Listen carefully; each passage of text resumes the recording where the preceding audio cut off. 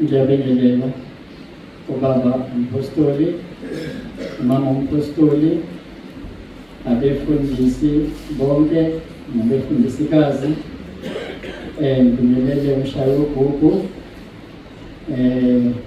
nabo bonke abasendlini, abazalwane, abagcotshwa bakaNkulunkulu, ngithi uJesu Kristu inkosi.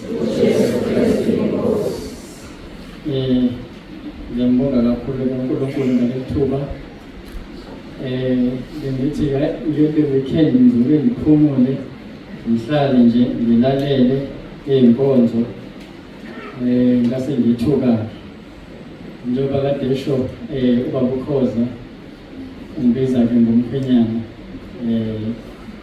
Uyazi-ke yena bengisachaza into ey'ningi, nami-ke kuye kwangithusa ngoba sengizitshelile ukuthi hayi ngizobe nami ngihlala. Ngizokhuluma-ke ngokusizwa inkosi, izwi lesikhombisa, noma emazwini ayisikhombisa, elesikhombisa lokugcina kuLuka 23:46. Lapho-ke kufundeka kanjena, uJesu wamemeza ngezwi elikhulu wathi, Baba, ezandleni zakho ngiyawubeka umoya wami. Eseshilo lokho wafa. Kodwa-ke amazwi engizokhuluma ngawo ukuthi, Baba, ezandleni zakho ngiyawubeka umoya wami. Lamazwi-ke inkosi uJesu iwasho umuqala nje mama ngasenhla lapha ku-verse number 44. Sithola ukuthi lapho kungaba ihora lesithupha kwase kuba mnyama emhlabeni wonke, umhlaba wonke, hhayi endaweni ababekuyona kuphela kodwa sezukuthi emhlabeni wonke. Kwaze kwaba ihora lesishagalolunye, kusho ukuthi kwaba 3 hours kusukela emini kwaze kwashaya u-3 wantambama. Verse 45 kuthiwa kwafiphala ilanga, isihenqo sethempeli sadabuka phakathi, uJesu wamemeza ngezwi elikhulu, lafiphala ilanga.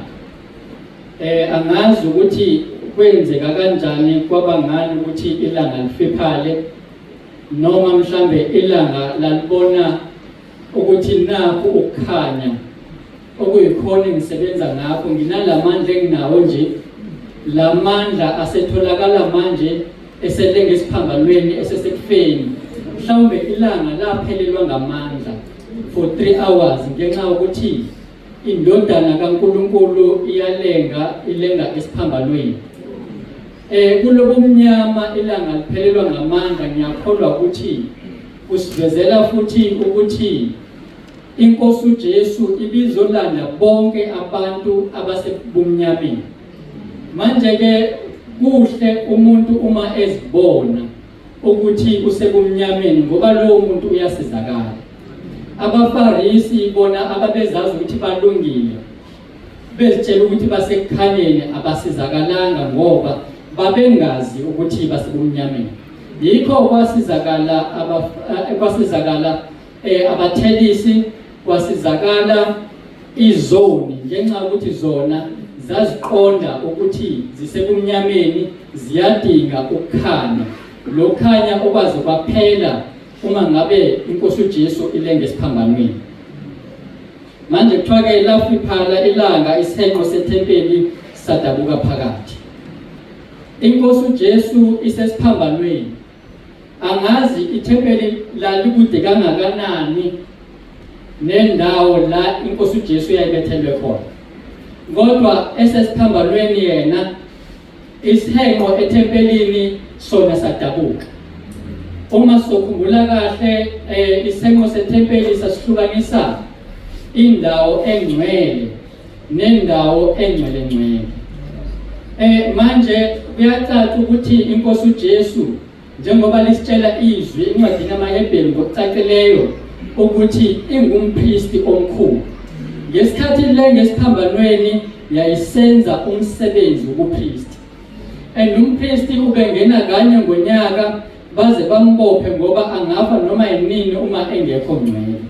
Lokho kusivezela ngokusobala ukuthi inkosi uJesu yaphanyekwa esiphambanweni, ingcwele, ikulungele ukwenza umsebenzi wobupristi njengompristi, noma njengalokhu yona ingumpristi omkhulu, izongenela mina nawe abantu ebebesebumnyameni, ukuze emva kwalobumnyama bese kuyavela ukukhanya, ngoba akubanga umnyama kwaze kwaba sekupheleni, kodwa kwabuye kwakhanya.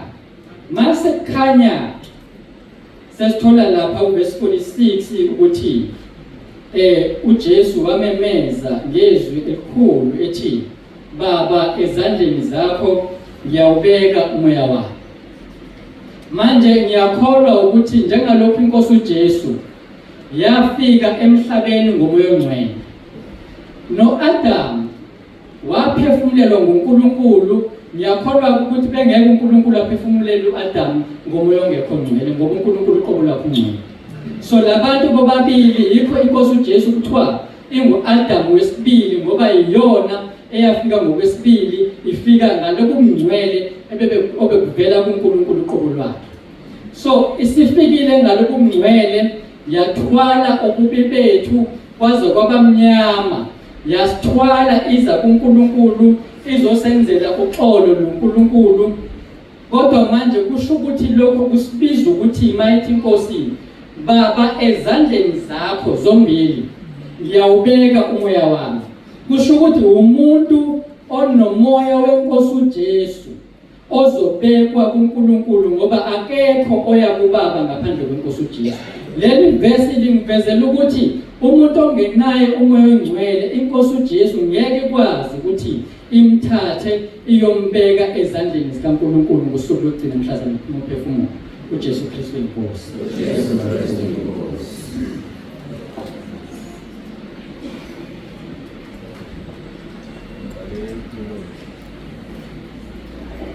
mama